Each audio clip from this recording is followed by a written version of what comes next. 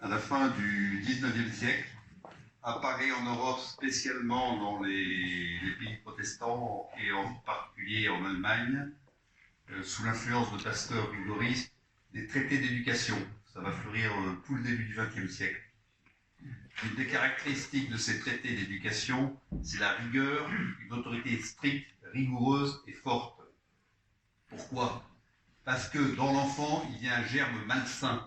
Et il faut ôter ce germe malsain de l'enfant pour pouvoir l'éduquer. C'est ce que disent ces traités. Oui, c'est vrai, il y a quelque chose de malsain dans l'enfant, parce qu'il y a quelque chose de malsain dans tout être humain. Ça s'appelle le péché originel. En revanche, je trouve ça, pour ma part, extrêmement ambitieux de vouloir ôter le péché originel d'un être humain. À mon avis, ça ne marche pas. D'ailleurs, ça n'a pas marché. Et comme ça ne marchait pas, on a assisté à une espèce de lutte très forte entre l'enfant et l'autorité parentale. Et puis, comme ça ne marchait toujours pas, cette lutte a dégénéré, on a fini par exercer une violence psychologique sur l'enfant, puis une violence physique, et vous avez eu des enfants battus avec une éducation extrêmement rigide. La grande caractéristique de ce type d'éducation, basée sur une autorité donc extrêmement puissante, eh bien, c'est qu'elle méprise totalement deux choses chez l'enfant. Un, ce que ressent l'enfant. Deux, ce que pense l'enfant. Seul ce que ressent et pense l'autorité parentale est pris en compte. La grande psychologue Alice Miller, qui a étudié ces phénomènes, constate cette chose extraordinaire.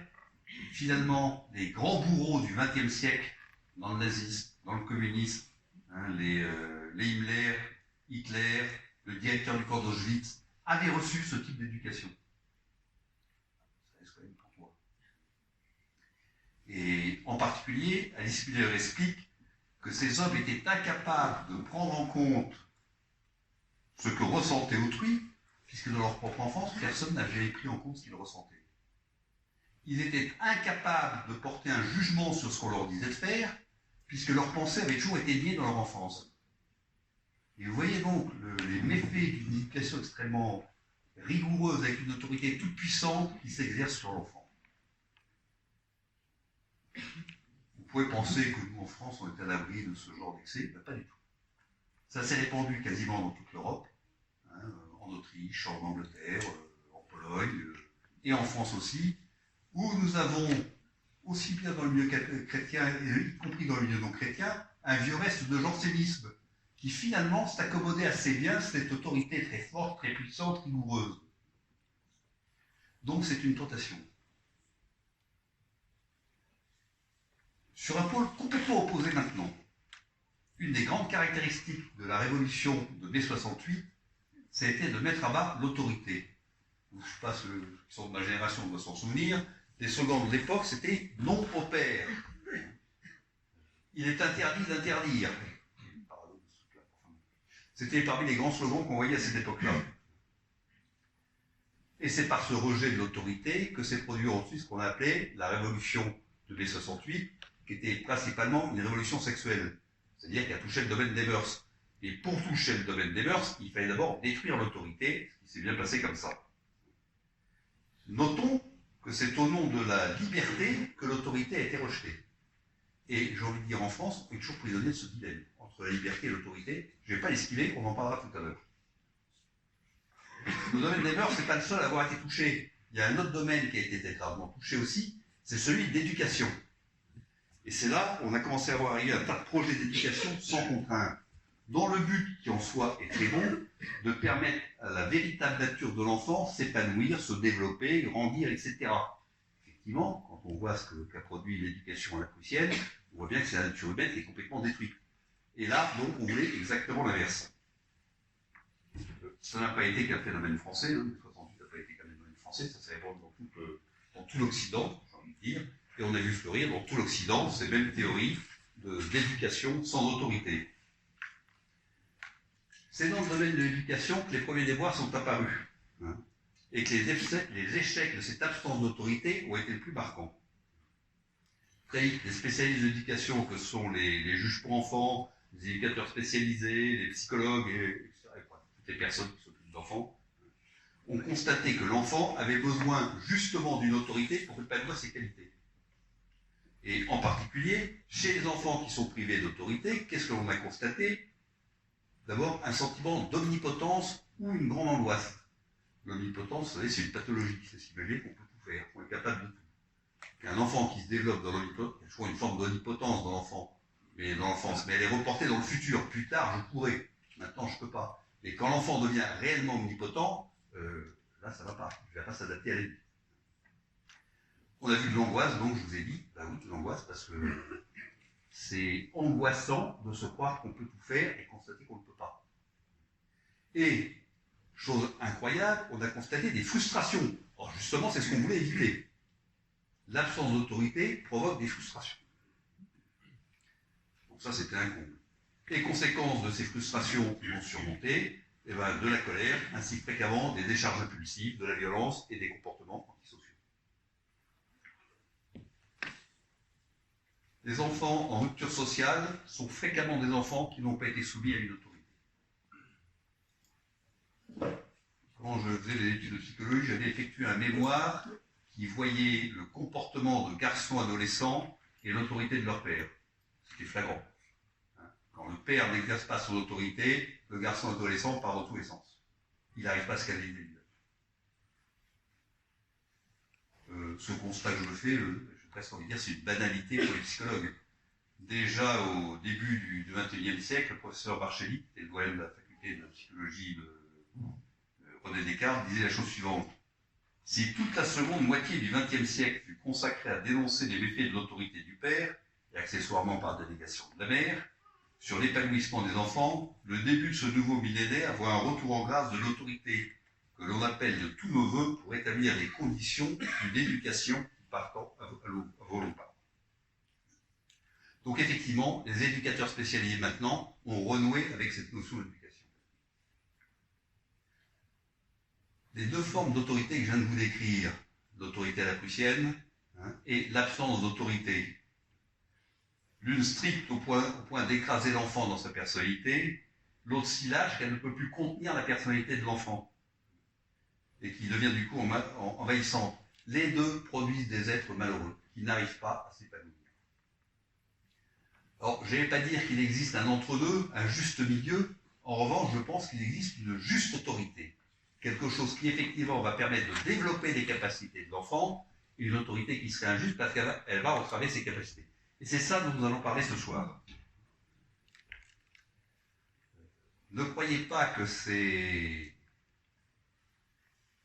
autorités injustes ne vont toucher que des milieux socialement défavorisés. Le nombre d'intellectuels qui se sont ralliés à l'autoritarisme, c'est incroyable, aussi bien dans le nazisme, aussi bien dans le communisme.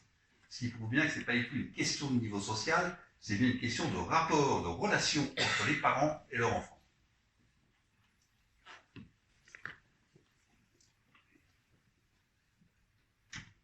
J'ai envie de dire, notre culture occidentale continue aussi entre ces deux pôles, n'arrivant pas à trouver son équilibre.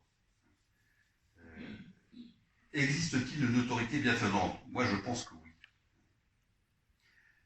Nos sociétés, elles restent surtout tiraillées entre cette notion d'autorité et cette notion de liberté, parce qu'elles opposent les deux.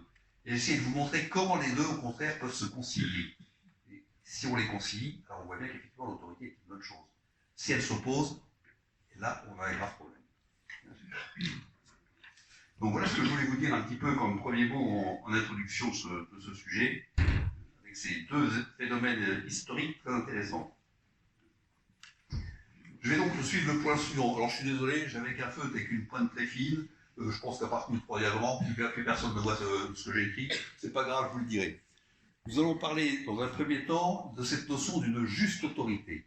Qu'est-ce que c'est qu'une juste autorité? Quelle est la juste autorité qui va permettre de favoriser quelque chose chez l'enfant ou pas? Deuxièmement, nous verrons l'enfant, comment l'autorité s'exerce sur l'enfant. Et dans un troisième temps, nous verrons les parents. Question d'autorité vis-à-vis des parents. Qu'est-ce que j'ai? Oui, j'ai encore quelques précautions à prendre avant de lancer dans le vif du sujet. Vous comprenez que l'autorité que l'on exerce sur un objet, qu'on exerce sur un animal, qu'on exerce sur un être humain, va être radicalement différente. Parce qu'à chaque fois, on n'a pas du tout affaire à la même nature. C'est-à-dire que l'autorité va devoir prendre en compte la nature de la personne sur laquelle elle s'exerce. Et en particulier, si elle ne le fait pas, c'est là où elle devient blessante. Bon, je vous l'ai dit, cette notion d'autorité et liberté reste un vrai débat. Je ne l'ai pas esquivé, nous allons le traiter dans le premier plan, dans le premier point, parce que je crois que c'est quelque chose de très important. Comme le disait Jean Housset, notre époque se trompe gravement sur la notion d'autorité, parce qu'elle se trompe d'abord gravement sur la notion de liberté. Je crois qu'effectivement la clé. Je vais vous parler ce soir en tant que psychologue, de mon expérience de psychologue. Je vais vous parler aussi en tant que père de famille, parce que j'ai exercé une autorité. J'ai fait une petite bêtise avec mes enfants, d'ailleurs, qui sont là, pour vous raconter si vous voulez, mais c'est quoi, je ne vous la raconterai pas. Je vais vous parler aussi, en fonction de mon précédent métier, j'étais militaire avant. J'ai donc exercé l'autorité, je me suis beaucoup, cette notion d'autorité m'a beaucoup fait réfléchir dans ce métier. Et donc voilà, à peu près les 3 volets sur lesquels je vais vous parler.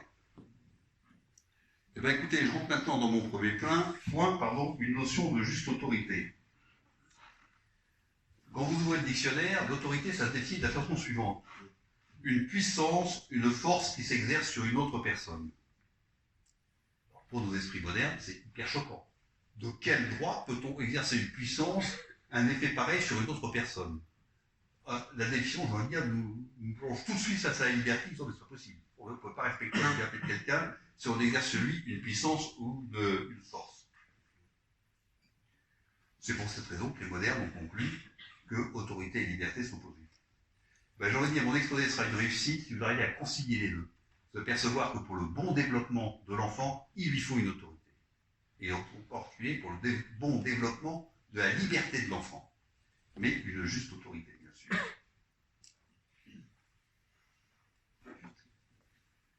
Pour avoir une notion de ce qu'est une juste autorité, et c'est donc le premier point de mon premièrement, il faut comprendre ce qu'est l'autoritarisme et comment autoritarisme et autorité se distinguent. Ce n'est pas du tout la même chose, or que fréquemment dans le langage courant et dans la vie courante, nous les confondons. Or, vous allez voir, on est sur 2 registres, j'ai quasiment envie de dire opposés. Et quand on a compris cette différence, on comprend tout de suite beaucoup mieux ce que va être une juste autorité. Le langage est magique, ou plutôt il n'est pas magique, il est logique. Et quand on parle d'autorité, on dit avoir de l'autorité. Et quand on est autoritaire, on dit être autoritaire. Et je pense que ces 2 verbes différents ont un sens très précis, une logique derrière. Avoir, c'est un verbe actif. On a de l'autorité dans la mesure où on possède de l'autorité, on a conquis cette autorité, on a travaillé cette autorité. Et donc on a la force de l'exercer. Être autoritaire, c'est un verbe passif. Être autoritaire, c'est quelque chose que la personne subit. La personne autoritaire, contrairement à ce qu'on croit, elle n'est pas si forte que ça, elle subit quelque chose. Qu'est-ce qu'elle subit? Elle subit ses émotions intérieures qu'elle n'arrive pas à contrôler. Et n'arrivant pas à les contrôler, elle va les imposer à l'extérieur, à son entourage. Et vous voyez bien que, contrairement à ce qu'on pense, dans l'autoritarisme, il y a une faiblesse du caractère. Alors que dans l'autorité, il y a une force de caractère. Et ça me semble très important de bien distinguer les deux.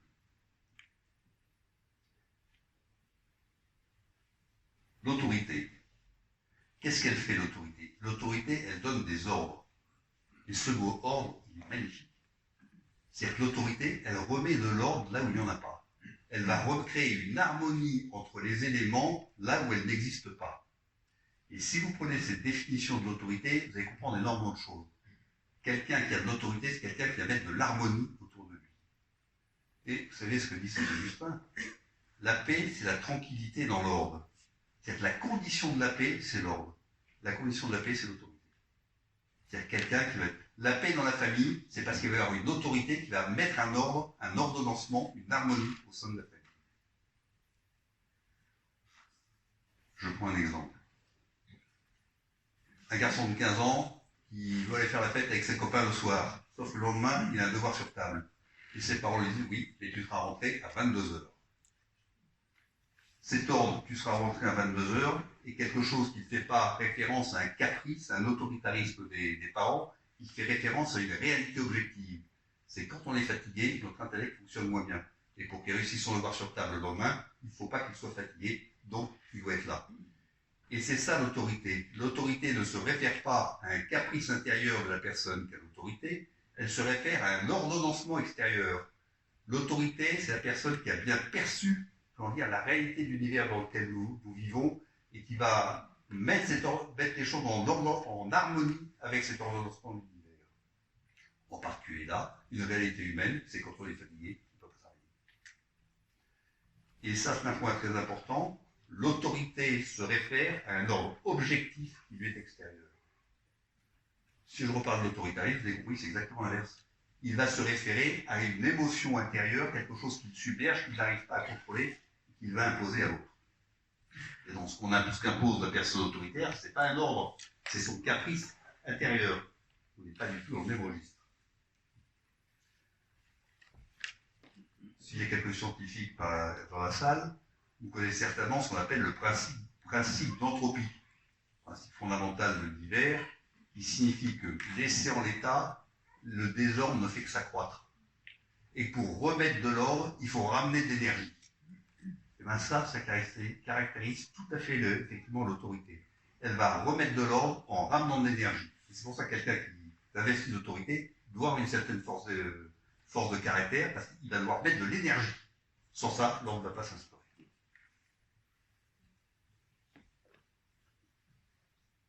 Alors, je suis où j'en suis. Voilà. La personne autoritaire, j'ai envie de dire, c'est l'inverse. Elle se soulage de son désordre intérieur en libérant une énergie au détriment de son entourage. Cette notion d'énergie peut parler. Enfin, la grosse différence entre l'autorité et l'autoritarisme, c'est l'un se réfère à un ordonnancement extérieur, une compréhension du monde extérieur, à la réalité extérieure, l'autre se réfère à lui-même. C'est-à-dire, qu'on le voit tout de suite, l'autorité a en vue le bien des personnes sur lesquelles elle s'exerce, alors que la personne autoritaire a en bien le soulagement de tensions intérieures. Je vous prends maintenant quelques exemples pour vous différencier, voilà, autorité et autoritarisme. Et je vois qu'il y a un tas de femmes ici, donc vous avez, la plupart d'entre vous ont des petits bébés dans les bras. Imaginez une maman avec son nourrisson dans les bras. Et que penseriez-vous d'une mère qui nourrirait son enfant quand ça lui chante, qui le ferait dormir quand elle va être tranquille, qui le changerait d'un coup parce que la nuit lui prend, qui jouerait avec elle quand on a envie, et puis le reste du temps le délaisserait. À l'évidence, ce serait une mère autoritaire. C'est-à-dire, selon son caprice, elle traiterait son enfant. Tout le monde sait que c'est une mauvaise mère. Et ça ne lui dit quasiment pas. La maternité est suffisamment forte. En revanche, que fait la bonne mère? Pour le bien de son enfant, elle va exercer l'autorité la plus forte qui puisse s'exercer sur un être humain. Elle régit tout dans la vie de son enfant. Et heureusement qu'elle le fait, parce que le petit est capable de se débrouiller autrement. Et je crois que c'est intéressant de voir ce que fait la mère avec son bébé. C'est elle qui a l'autorité la plus forte qui puisse s'exercer sur un être humain. Ça fait réfléchir quand même, quand on veut abolir l'autorité. Et heureusement qu'elle le fait. C'est le premier cas. Deuxième exemple. Ça s'est passé dans mon cabinet. C'est un homme, la quarantaine environ, qui vient consulter, envoyé par sa femme, qu'il trouve franchement insupportable, cassant, autoritaire, ce dont finalement il convient assez honnêtement dans mon cabinet. Et effectivement, il passe la première séance à se plaindre de tout et de rien, la moindre contrariété provoquant en lui une bouffée de colère. Alors c'est son voisin, le feu qui passe au rouge quand il est en voiture, et qu'il arrive bien sûr l'imbécile devant qui n'avance pas, il change un mauvais style dans le supermarché, enfin, tout le fou en pétard. Il n'accepte pas les moindres contrariétés de la vie. Comme il démarre la deuxième séance sur le même registre, je l'arrête, je dis, ça va, j'ai compris maintenant. Et je lui fais remarquer qu'il a en lui une colère qui est foncière, bien ancrée, qui prend prétexte de tout événement de la vie pour se manifester. Il en convient, effectivement. Et quand j'ai quelqu'un qui est en colère, je fais toujours la même chose, je vais chercher quelle injustice a subi cette personne. La colère, c'est une réaction à l'injustice. Quelqu'un qui est en colère, c'est quelqu'un qui réagit donc à une injustice. L'injustice, elle peut remonter à 20 ans, ça c'est possible, n'empêche qu'il est toujours en train de réagir dessus. C'est toujours pas passé. Et alors, je lui demande, et on travaille un petit peu. Et il m'explique que son papa était comme lui, un petit toujours en colère, qui râlait tout le temps. Et en fait, qu'est-ce qui s'est passé? Cet enfant, subissant les colères de son père en permanence, subit une injustice en permanence, ce qui fait qu'à la vie, lui aussi est en colère. va chercher un cran plus haut. Comment était le grand-père? Ben même ça va, le grand-père fait ce qu'il fallait. Alors j'ai dit, écoutez, bien entendu votre truc. Vous allez faire ça encore pendant combien de générations là? Alors il a compris qu'il fallait qu'il change quelque chose. Et là, vous avez les effets de l'autoritarisme. L'autoritarisme du grand-père se transmet au père, qui se transmet au fils. Et s'il n'arrête pas, il va le transmettre lui aussi à ses enfants. Donc c'est très... Et vous voyez bien qu'à chaque fois, j'ai bien une colère intérieure à la personne qui provoque ce dégât dans la famille. On est bien dans l'autoritarisme, on n'est pas dans l'autorité. Qui a ce père, contrairement à ce qu'il croyait, n'avait pas d'autorité dans sa famille, par contre, il était extrêmement autoritaire. Je cite ces exemples parce qu'il permet de bien comprendre que l'autoritarisme, dans la mesure où il impose à autrui un état qui n'est pas le sien, est une injustice pour l'autre. Or, c'est l'injustice qui provoque toujours la colère. Dernier exemple, il n'est pas de moi, celui-là, il est d'Alice Miller. Il est assez marquant. Il s'agit d'une petite fille qui ment parfois, j'ai envie de dire, comme tous les enfants. Tous les enfants, il y a un petit âge vers les 4-5-6 ans où ils commencent à mentir, ils expérimentent le mensonge. Il ne faut jamais dramatiser ces choses-là.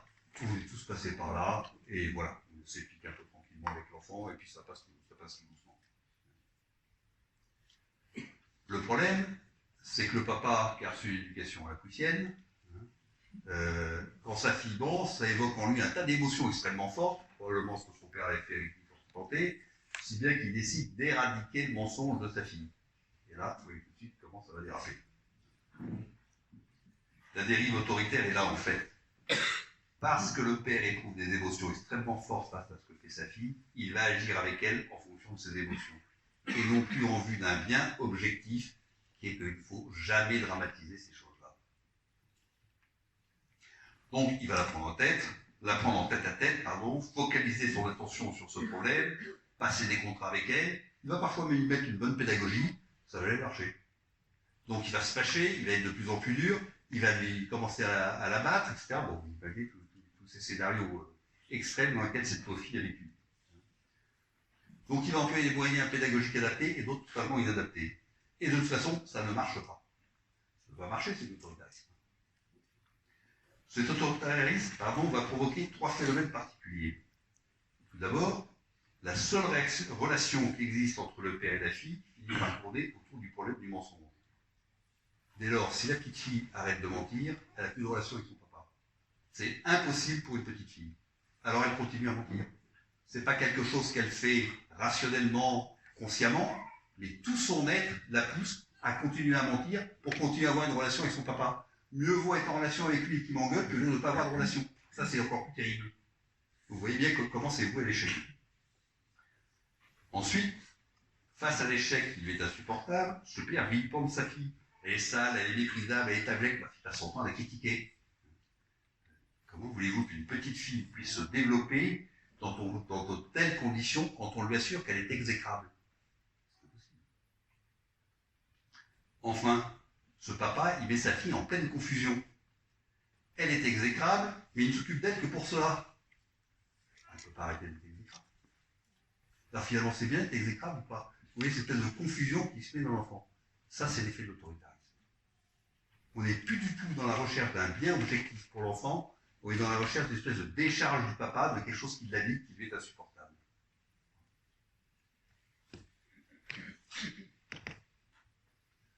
Je vous cite cet exemple parce que dans le cas de ce papa, j'ai envie de dire, ça se part de vertu. Il veut empêcher sa fille de mentir. Ben oui, bravo, il a raison. Et vous voyez comment l'autoritarisme peut se parer des vertus de l'autorité et en fait déraper complètement. J'ai envie de dire, tout parent, et puis je peux être coupable là-dedans, nous avons eu des comportements autoritaires. Ça nous est arrivé. Bien sûr, si on va s'excuser auprès de l'enfant, on va lui dire, c'est vrai, là j'ai dérapé, j'aurais pas dit, etc. Ça va. Si c'est pas trop fréquent, ça va. Mais là, c'était systématique. Ça, c'est impossible pour l'enfant. Ça, c'est pas possible. Voilà, je pense que vous avez compris la différence entre autorité et autoritarisme. Ça prend un point capital si on veut avoir une notion de juste autorité, de bien séparer les deux. Donc, toujours dans cette première partie, mon deuxième point, je disais ce qui ne met pas le débat, ce fameux couple liberté-autorité. Comment arriver à les concilier tous les deux. D'abord, si l'autorité est le garant de l'ordre, opposer et liberté et autorité, c'est opposer ordre et liberté. Et là, un paradoxe apparaît immédiatement. La première conséquence du désordre, c'est l'anarchie. Et l'anarchie, c'est la privation de liberté individuelle. Donc déjà, on est face à un dilemme. On voit qu'on ne peut pas opposer liberté et autorité. C'est pourtant ce que fait notre culture. Hein. On n'est pas sorti encore de ce truc-là. L'opposition entre la liberté et l'autorité n'existe que si on fait de la liberté un absolu. Et ça, c'est une théorie qui est arrivée au XVIe siècle. Ça. Au XVIe siècle, avec l'humanisme, c'est la glorification de l'homme qui devient tout puissant et du coup se met en tête l'idée d'une liberté absolue. Quand on a en soi l'idée d'une liberté absolue, on devient écrasant pour les autres. Ce qui n'a pas manqué de se manifester au XVIe siècle, l'humanisme devient écrasant pour la femme. La femme qui jouit d'une certaine liberté les 13, 14, 15e siècle, de vraie liberté, je pense, 13e, 14, 15e siècle et 16e, 13, 14 et 15e siècle, excusez-moi, à partir du XVIe siècle, on retrouve un asservissement de la femme comme on l'avait connu dans l'Antiquité. Ça contient en germe toute la révolte féministe actuelle. Pour moi, elle démarre là.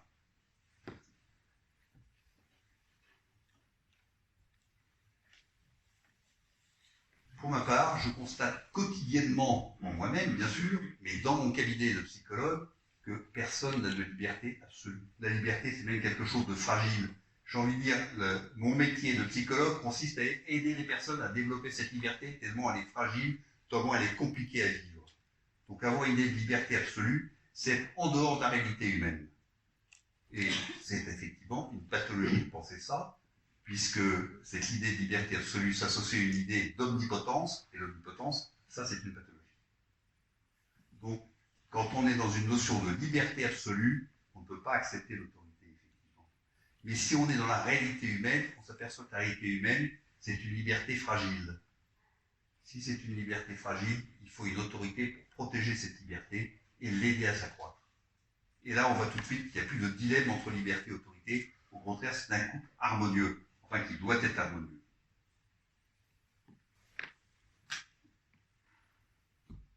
Alors, quels sont les bienfaits sociaux de la liberté, de l'autorité, pardon?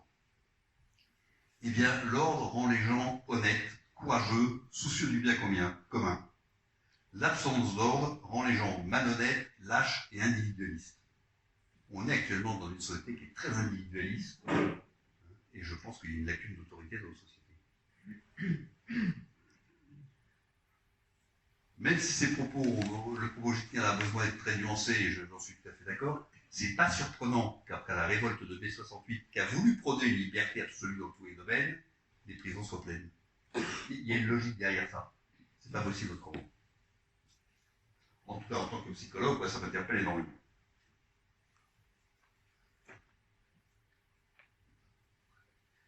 Alors, troisièmement maintenant, puisque j'ai traité ce point de liberté, ce que j'appelais l'humanité, ce sont les caractéristiques de l'autorité. De l'autorité qui va s'exercer sur les êtres humains. Et c'est bien cet aspect très humain de l'autorité que je voudrais développer, que je voudrais devant vous, et dont je souhaite que vous preniez conscience. J'ai même envie de dire, peut-être pendant ce que je vais décrire là, chacun de vous devrait réfléchir à la façon dont il exerce sa propre autorité envers ses enfants, et savoir s'autocritiquer dans moi, il faudrait peut-être que je fasse un effort dans tel domaine, effectivement. Parce que c'est pas facile l'autorité, et quelqu'un qui a une autorité absolue, c'est pas vrai, une autorité complètement développée, c'est pas vrai, on a tous des failles dans notre autorité parentale. Notons au préalable que la capacité de chacun de nous à exercer l'autorité est différente. Pourquoi? Parce que chacun de nous avons été soumis à la fois à l'autorité de nos parents et à l'autoritarisme de nos parents. L'un nous a fait du bien, l'autre nous a fait du mal.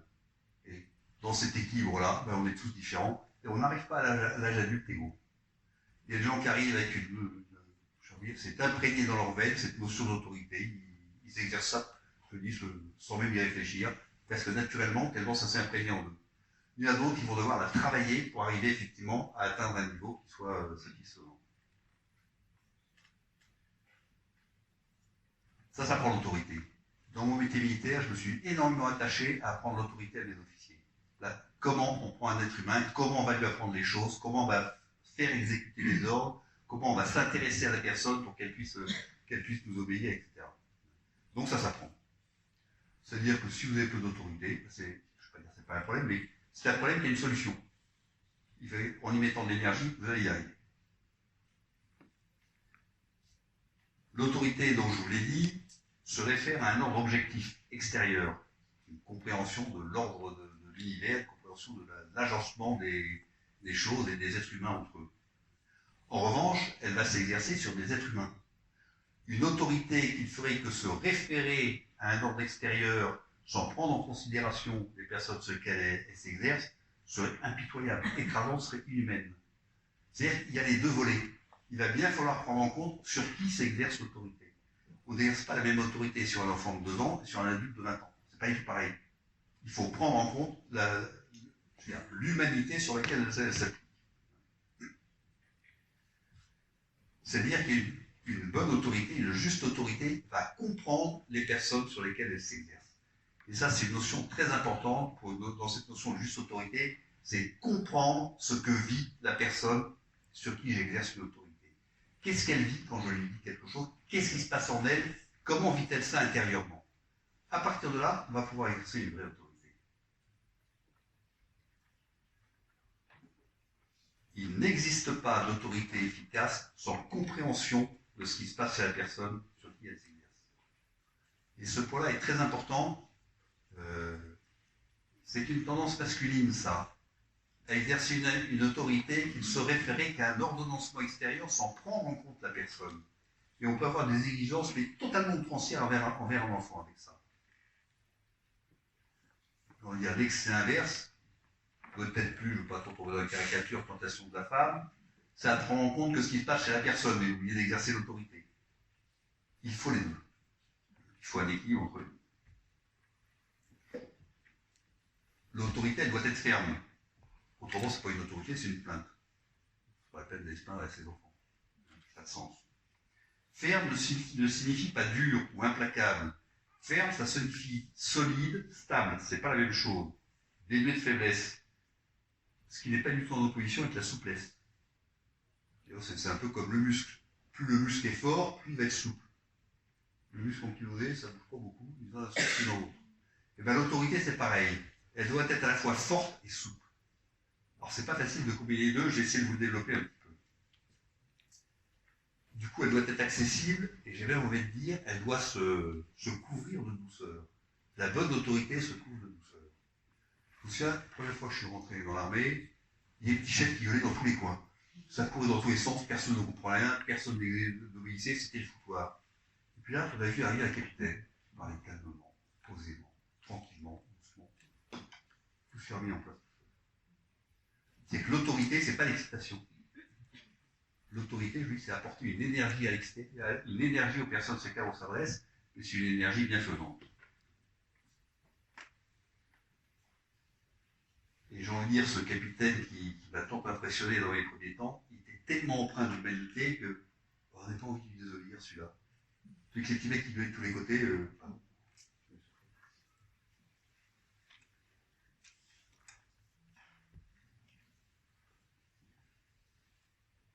La bonne autorité, puisqu'elle se réfère à un ordre objectif, qu'est-ce qu'elle va faire sur la personne sur qui elle s'exerce? Elle va sortir de sa subjectivité. Ça, c'est extrêmement important pour un enfant, de sortir de son petit domaine à lui et lui faire prendre conscience que, ben non, il existe un environnement extérieur dans lequel il faut s'adapter. Il faut apprendre à vivre dans cet environnement extérieur et non pas dans mon petit rêve, dans mon petit monde à moi. Et ça, c'est un des bienfaits de l'autorité. J'ai envie de dire, la juste autorité pour l'enfant, c'est une expérience de la réalité de la vie. Et un enfant qui n'a pas face à lui une juste autorité ne peut pas faire cette expérience de la juste réalité de la vie. Ou alors il va la faire brutalement dans des conditions difficiles. Je vais expliquer ça après. L'autorité n'est pas incompatible de la douceur. C'est le psychologue Paul Denis, spécialiste de l'enfant, qui affirme ça. L'interdiction ou l'injonction que formule l'autorité se réfère à un passé commun, à la qualité des relations antécédentes, à un projet et des valeurs partagées. Ce qu'elle comporte de blessant est tempéré par l'affection qu'elle inclut dans son mouvement. Il J'ai écrit ça dans un livre qui a un titre extraordinaire qui s'appelle Éloge de la bêtise. J'adore ce titre.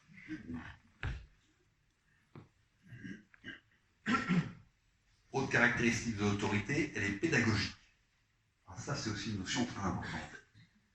Pédagogie, c'est un mot grec qui signifie que l'on va conduire l'enfant d'un endroit à un autre endroit. Et en fait, d'où va-t-on le conduire?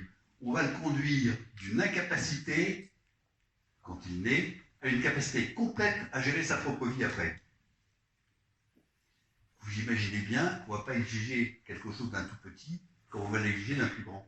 C'est-à-dire qu'il va y avoir une pédagogie, il y a un cheminement. Et ça, c'est très important, cette idée de cheminement. On ne peut pas exiger d'un enfant un résultat, il faut le mettre face à un cheminement balisé par différentes étapes, et on va exiger chacune des étapes pédagogiquement les unes après les autres. Pas le résultat final. C'est trop lourd pour l'enfant, il ne peut pas y arriver. Par contre, si on lui fait un cheminement qui lui est adapté, comme il sent qu'il va grandir là-dedans, il va y avancer. Et si on met face à une muraille complète d'entrée de jeu, il est découragé, il ne peut pas y arriver. Donc cette notion de la pédagogie de l'autorité est pour moi une notion essentielle aussi pour bien comprendre une juste autorité. On n'exige pas de l'enfant un résultat final, on le met sur un chemin pédagogique.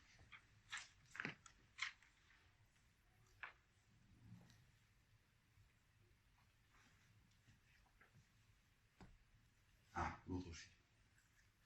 Étonnamment, la façon dont l'autorité traite la personne provoque un réflexe chez la personne qui fait qu'elle a un comportement adapté à la façon dont on la traite.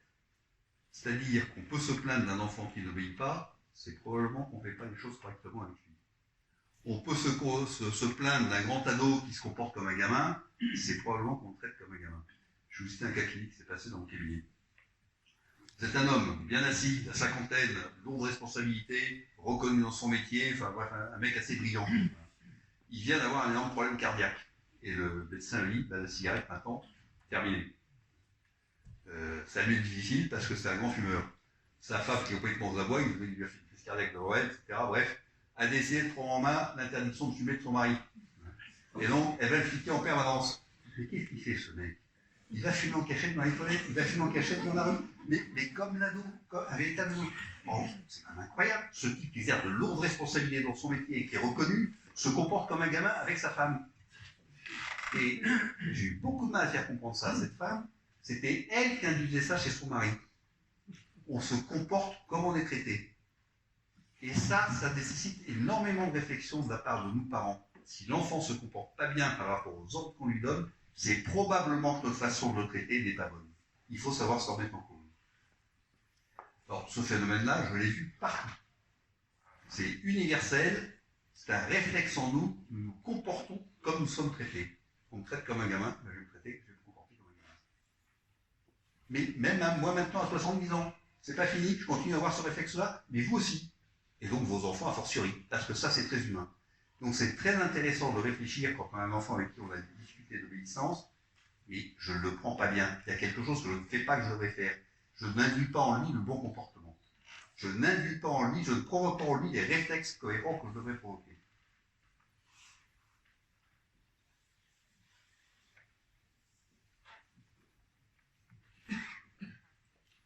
Donc voilà ce que je voulais vous dire sur cette notion de juste autorité. Vous voyez que la juste autorité, elle est vraiment recouverte de toute une humanité, toute une prise en compte de la personne sur laquelle elle va s'exercer, une compréhension profonde, autant que possible, de la personne sur laquelle elle s'exerce.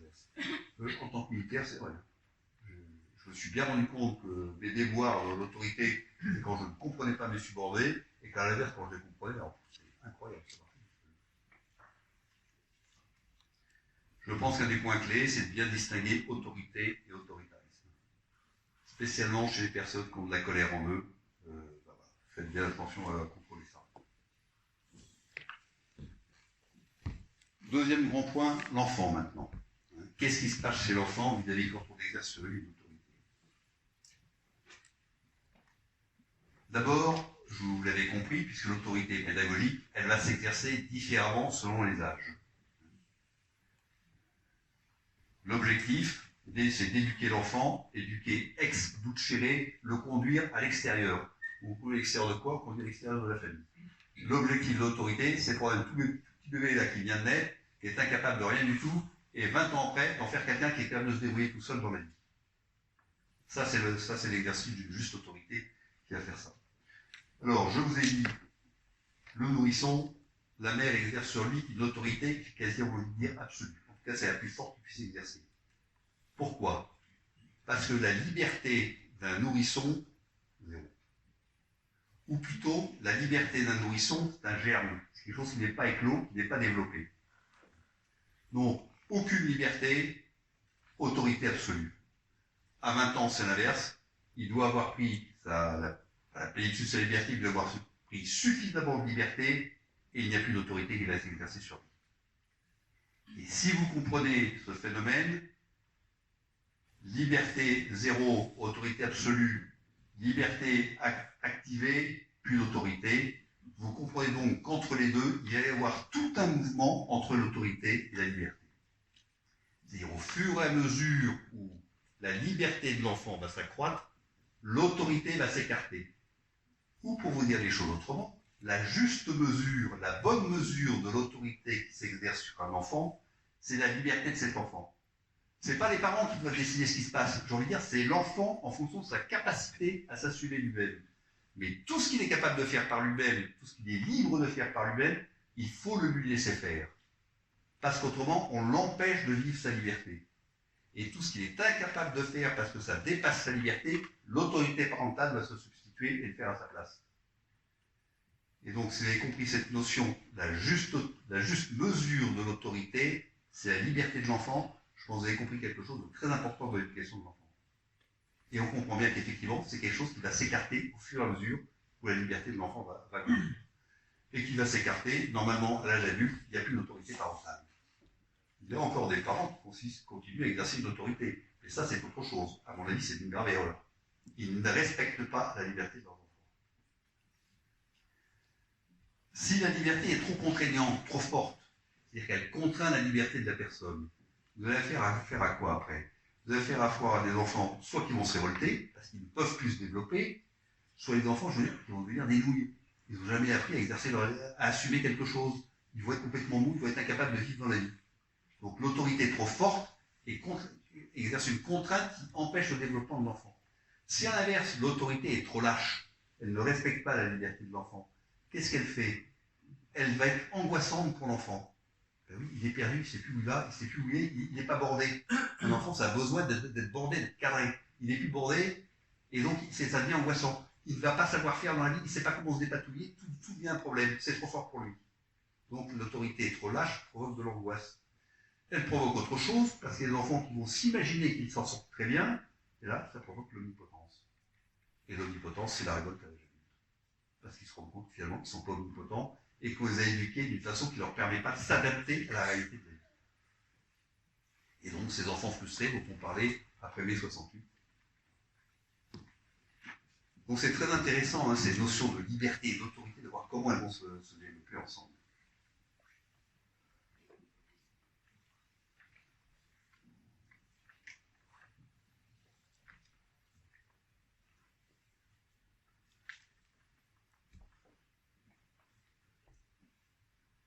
Sous peine d'être injuste, l'autorité doit être souple, et donc fréquemment réévaluée en fonction de la capacité de liberté de l'enfant. Or, la liberté de l'enfant, c'est quelque chose qui n'est pas simple. Hein. Aujourd'hui, il peut être assumer assez bien les choses, et puis demain, il aura mal digéré, ça n'arrivera pas du tout, il sera incapable. Et bien, il va falloir s'adapter à ça autant qu'on peut. Spécialement dans l'éducation familiale. L'éducation scolaire, c'est différent. Il y a un phénomène de groupe, il doit respecter le groupe, on n'est plus exactement sur le même registre. N'empêche qu'on respecte quand même globalement la liberté de cet âge-là. Et dans la liberté familiale, il faut absolument respecter ce développement de l'enfant. Vous avez compris aussi, je pense, que l'acte d'autorité n'est pas une négociation. Car négocier supposerait la liberté de l'enfant. Or, justement, l'autorité s'exerce là où l'enfant n'a plus de liberté. Donc, il ne peut pas y avoir de négociation. C'est pour ça que l'autorité doit être forte. Plus forte que le caprice de l'enfant. Plus forte que les tendances qui ne vont pas chez l'enfant. Parce qu'on ne peut pas négocier avec l'enfant. L'autorité ne négocie pas.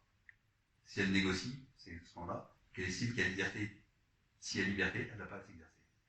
Vous voyez la contradiction qu'il y a à négocier la liberté. Je le dis parce qu'on a beaucoup parlé d'éducation positive. dans lequel on a tendance à revenir en permanence à négocier. Et ça, c'est très malsain pour l'enfant. D'abord, ça lui laisse penser que la réalité peut la négocier en permanence, ça c'est faux, ça ne négocie pas la réalité. Et ça lui donne une notion qui est fausse de sa propre liberté. Je ne dis pas que tout est mauvais dans l'éducation négative, mais cet aspect-là, à mon avis, n'est pas bon. Il y a de bonnes choses à la rame. Un des grands intérêts de l'éducation positive, pardon. Ok, merci. Tel que je viens de vous le présenter, vous pourriez penser que finalement l'autorité c'est une espèce de contrainte nécessaire à l'enfant. Oui, c'est vrai, mais ce n'est pas que ça. Et c'est aussi un élément qui va provoquer plusieurs réactions très positives chez l'enfant. Et je veux dire, des réactions structurantes. Ça, je crois qu'il faut en parler.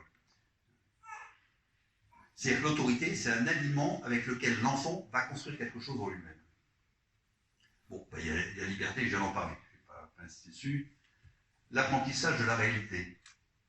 Vous savez, pour l'enfant, entre les dures réalités de la vie et le cocon familial, il y a un intermédiaire. L'intermédiaire, c'est l'autorité. Je m'explique. Imaginez un enfant qui est en train de se promener sur le bord de la fenêtre, un petit là. Le danger est extrêmement grave. La symptôme, c'est fatal, ou ça peut être un handicap à vie. C'est-à-dire la sanction de la vie, elle est extrêmement brutale. La sanction des parents, elle va être très douce en comparaison de la sanction de la vie. C'est-à-dire que les parents vont venir mettre un intermédiaire entre la sanction de la vie et ce qu'eux, ils vont faire. On va effectivement le sanctionner parce qu'il ne faut pas qu'il le fasse. Mais la sanction qu'il faut lui donner est totalement adaptée à son âge pour lui faire comprendre qu'on ne fait pas ça. C'est en ce sens-là que je veux vous dire que l'autorité vient en intermédiaire entre la réalité de la vie et le cocon familial. Pour vous faire mieux comprendre cette idée, chez les animaux, il n'y a pas d'autorité parentale. Le petit, il est sanctionné directement chez l'adulte. D'ailleurs, le nombre des décès avant l'arrivée de l'âge adulte est énorme chez les animaux sauvages. Pourquoi? Parce que la vie, elle ne fait pas de cadeaux. Il n'y a pas d'éducation à la vie. Or, justement, l'autorité, elle va faire des cadeaux. Elle va venir en intermédiaire entre ces deux réalités de la vie. Elle va venir border l'enfant, empêcher qu'il outrepasse ses capacités et qu'il ne soit pas sanctionné par la vie. Par contre, il sera sanctionné par ses parents d'une façon beaucoup moins forte. C'est un peu plus clair comme ça? Parce que je crois que cette notion est importante aussi.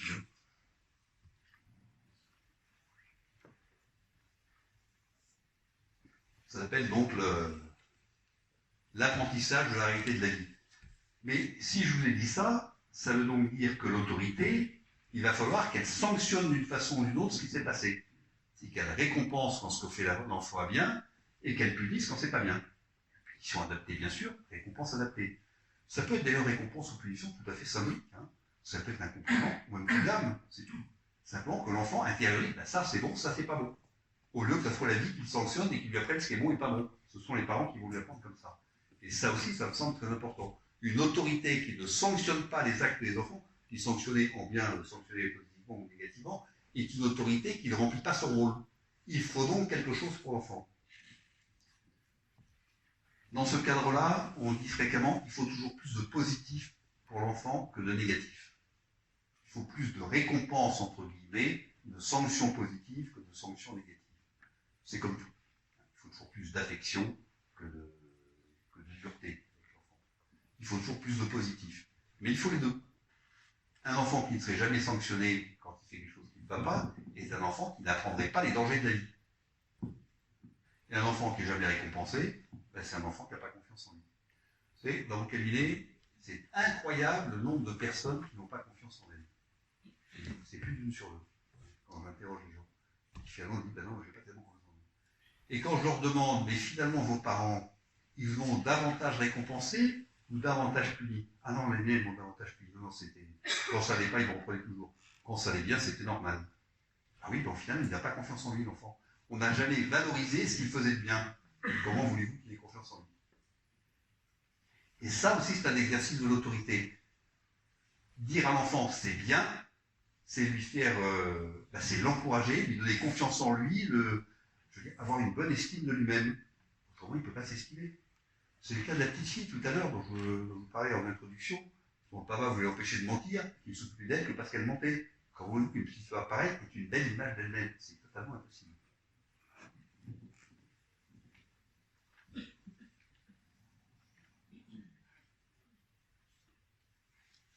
Donc la confiance en soi, elle résulte de l'autorité.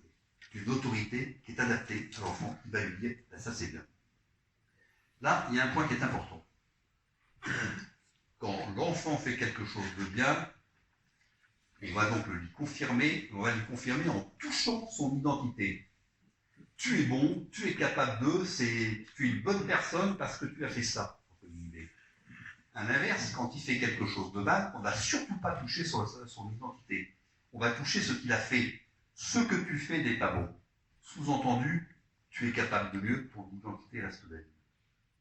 Et là, vous avez des personnes qui, du coup, peuvent avoir confiance en elles, peuvent avoir une bonne estime d'elles-mêmes, qui vont être efficaces dans la vie, parce qu'elles vont s'appuyer sur cette capacité qu'elles ont de confiance en elles-mêmes. Vous voyez bien ce point qui est très important. Dans la sanction positive, quand je complimente un enfant, je touche son identité. Tu es bon, la preuve, si tu arrives à faire de bonnes choses.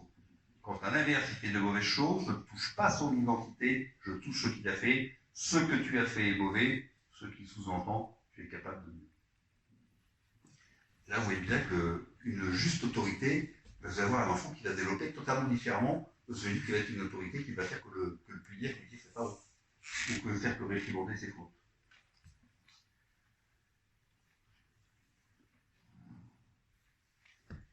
Derrière cela, quand un enfant fait quelque chose de mal et qu'on le reprend, qu'est-ce qu'on crée chez nous? On crée une culpabilité. Et là, il faut qu'on s'intéresse un petit peu là-dessus aussi. Parce que la culpabilité, tout le monde pense que c'est une mauvaise chose. Ben non. Il y a une bonne culpabilité et une mauvaise culpabilité.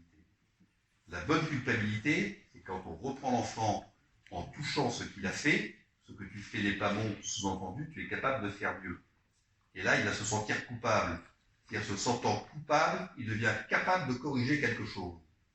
Et c'est ça la bonne culpabilité. C'est cette espèce d'aiguillon qui est en nous, qui nous oblige à corriger ce qui ne va pas. Ça, c'est très simple, c'est une aide énorme dans la vie. Un enfant qui n'a pas développé une saine culpabilité, je veux dire, il manque quelque chose, quoi. Il va avoir du mal à surmonter ses difficultés. Et quand on a une saine difficulté, on a cette espèce d'aiguillon qui nous pousse à corriger ce qui ne va pas en nous. Donc, je vous répète, la saine culpabilité, c'est se sentir coupable, c'est devenir capable. On voit bien qu'elle développe une capacité. À l'inverse, la culpabilité négative, qu'est-ce que c'est? Ça va être l'enfant qui va s'auto-dénigrer. Moi, je suis incapable, je peux pas, j'y arrive pas, je suis capoftique, etc. Mais c'est grave ce truc-là. C'est-à-dire qu'on retourne contre soi-même, on s'auto-démolit, on s'auto-dénigre soi-même. Et comment voulez-vous agir quand on est dans l'auto-dénigrement de soi-même? Et ce phénomène est assez répandu. Je vois beaucoup de personnes dans mon cabinet qui sont dans un auto-dénigrement d'elles-mêmes suite à leur éducation. Et là, vous voyez tout de suite aussi comment va agir la juste autorité et l'autorité malsaine. Et ça, je crois que c'est très important aussi de le remarquer.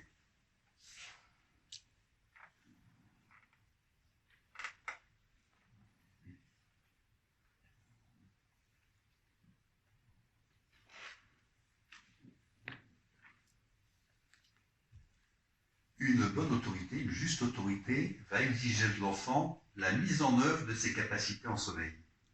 On va le mousquiller un petit peu pour qu'il se dépasse, il aille plus loin, il arrive à développer ses capacités. Je veux dire, à ce qu'il s'épanouisse. Et c'est là où, si vous voulez, les dogmes 68 sont complètement plantés. Ils pensaient que ça se faisait tout seul, ça. Mais non, ça ne se fait pas tout seul. Il faut un aiguillon, et cet aiguillon, c'est l'autorité. Un aiguillon gentil, bien sûr. Et c'est l'autorité qui va stimuler l'enfant pour qu'il puisse développer ses qualités, parce que ce qui nous épanouit, c'est le développement de nos capacités. Donc, c'est-à-dire que la juste autorité, elle est épanouissante pour l'enfant. Elle l'oblige à aller un petit peu plus loin, à progresser, elle le met sur un cheminement de progrès toute sa vie. Mais un enfant qui a été élevé comme ça, avec une juste autorité qui l'a amené à progresser, à l'âge adulte, il va continuer à progresser aussi. Il va devenir très performant dans un tas de domaines. Quelqu'un qui a pas reçu ça, il a beaucoup plus de mal à progresser, évidemment. C'est-à-dire que la juste autorité, elle va valoriser la personne. Elle va concourir à son développement. C'est-à-dire que l'autorité, elle aide à grandir. Elle stimule le fait de grandir et de se développer. Et vu comme ça, évidemment, on dit que c'est indispensable, bien sûr.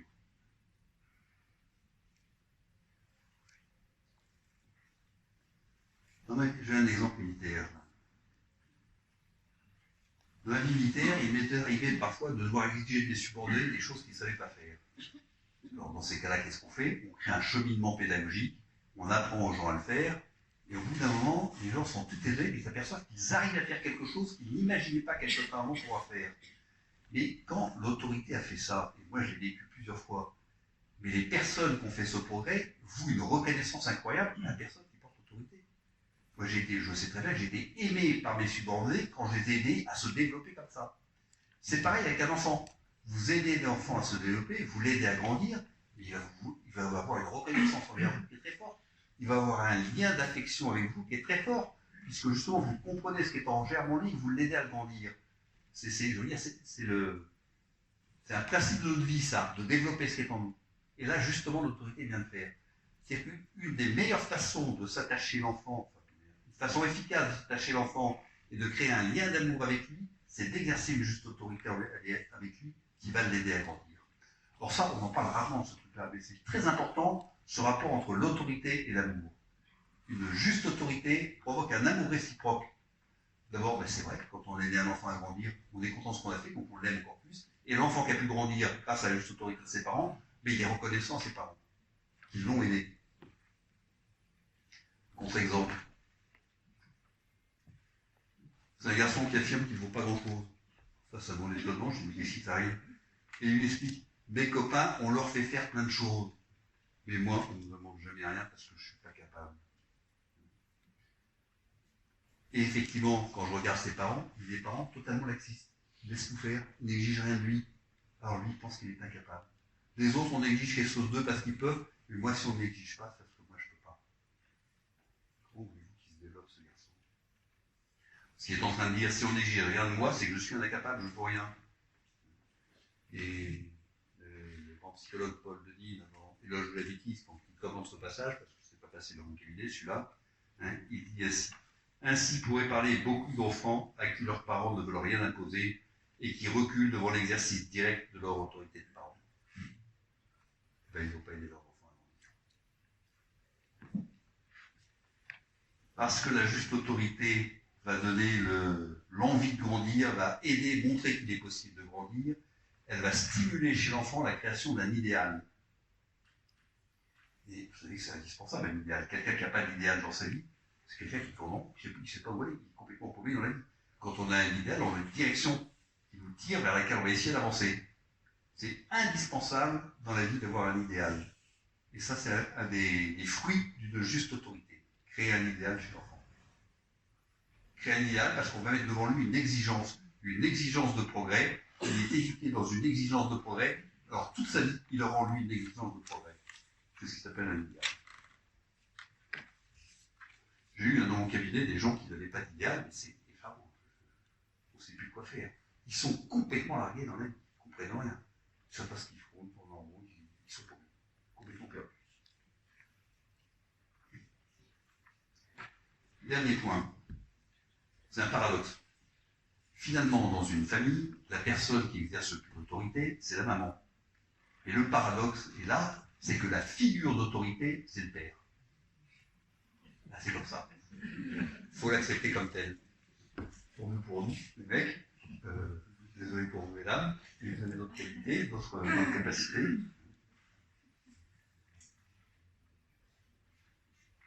Le paradoxe est d'autant plus criant et va être d'autant plus dérangeant pour l'enfant que son père n'exerce pas l'autorité qu'il devrait exercer. Il n'exerce pas la juste autorité. Si le père exerce une juste autorité, le paradoxe va s'atténuer. Mais s'il n'y a que la maman qui éduque les enfants et que le père est démissionnaire, alors là, ça ne va pas donner de bons résultats.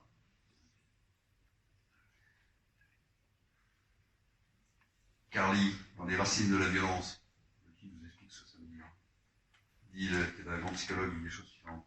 L'enfant a un besoin impérieux de la parole du père, car c'est cette parole qui doit l'aider à prendre conscience de l'existence d'une loi et d'interdits qu'elle énonce, ainsi que dans l'importance dans la vie quotidienne des valeurs, des repères et des limites. L'action de la maman est un peu différente. L'action de la maman, elle est encourageante, elle est étayante, etc. L'action du papa, elle représente quelque chose de très objectif pour l'enfant. Si la parole du père n'est pas là, si la parole d'autorité du père n'est pas là, l'enfant a beaucoup de mal à se développer d'une façon objective. En plus, si le père est absent, qu'est-ce qui va se passer? La mère, elle fait tout ce qu'il faut pour ses enfants. Si le père a des questions, elle va faire le père. Donc ça, c'est quasi systématique. Parce que la mère ne peut pas accepter qu'on ne fasse pas ce qu'il faut pour son enfant. Moyennant quoi, l'enfant, il se retrouve comment? Il se retrouve devant cette imago maternelle omnipotente, qui régit tout dans sa vie. Mais qu'est-ce qui se passe quand il arrive à l'âge adulte? Soit c'est une femme, et elle va devenir une espèce de patriarche, elle va voir tout le monde, puisque c'est ça qu'on lui a appris. Soit c'est un homme, qu'est-ce qu'il va avoir à faire? Fuyons la femme à tout prix. Non, fuyons la femme, sans ça, je ne vais plus les avoir. Quoi. Si je veux rester libre, il faut que je reste avec, faut que je me mette loin d'elle. Et vous n'imaginez pas le nombre d'hommes dans mon cabinet qui ont peur de la femme. Alors les femmes, quand je dis ça, sont complètement sidérées. Et c'est incroyable. L'homme a peur de la femme, pourquoi? Il a peur de retomber sur la patte maternelle là, qui va le conduire partout, qui va diriger toute sa vie. Mais ça, c'est souvent dû à une carence paternelle. Je laisse ça à votre méditation. Une carence paternelle, parce que si le père exerçait son autorité de père, la mère ne prendrait pas toute la place. Mais si la mère prend toute la place, bon, il y a toute tendance hégémonique de la femme, mais je ne parle pas de ça ce soir, si la mère exerce et prend toute la place, c'est par déficience du père. Et là, vous avez des hommes qui ont peur des femmes. Alors c'est étonnant parce qu'ils ont peur des femmes, ils sont très attirés par les femmes en même temps. Donc ils leur courent après, ils les fuient en même temps. Dans le désordre, quoi.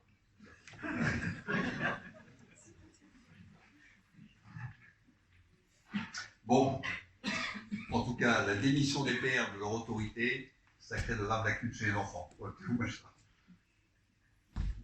j'en arrive à mon troisième point. Il est quelle heure là? Ouais, ça va, je peux détendre un peu. Les parents.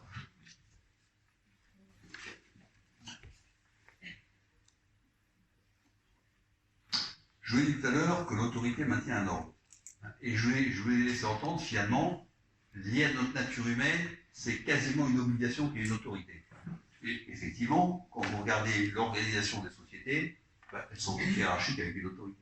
C'est vrai de l'Église, c'est vrai de l'État, c'est vrai du club d'aquagym de Madame, c'est vrai des couteaux, c'est vrai de l'Église. Il n'existe pas d'organisation sociale sans qu'il y ait une autorité d'une façon ou d'une autre. À ma connaissance, il y a une seule exception à ce truc-là, à cette règle de l'autorité pour mettre une harmonie, pour mettre un ordonnancement dans un couple.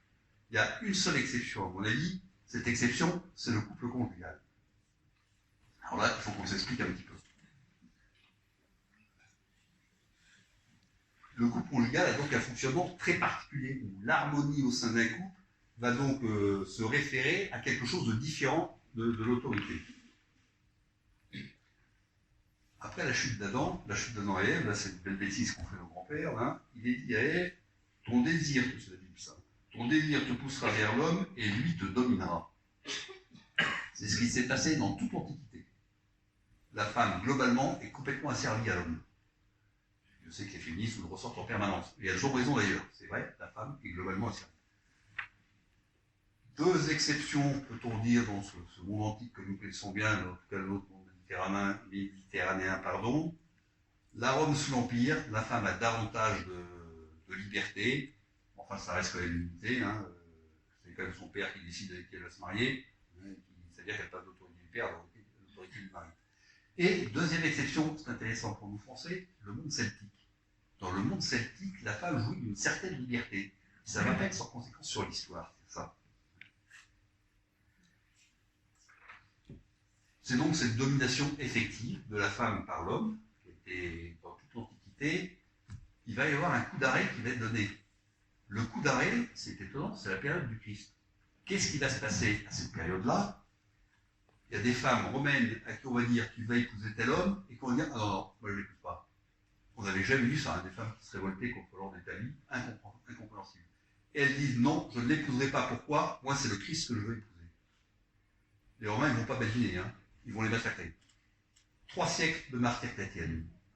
3 siècles de martyrs chrétiennes qui va provoquer, à un moment donné, un chamboulement complet, parce que les Romains vont avoir marre de tuer ces femmes, quand même.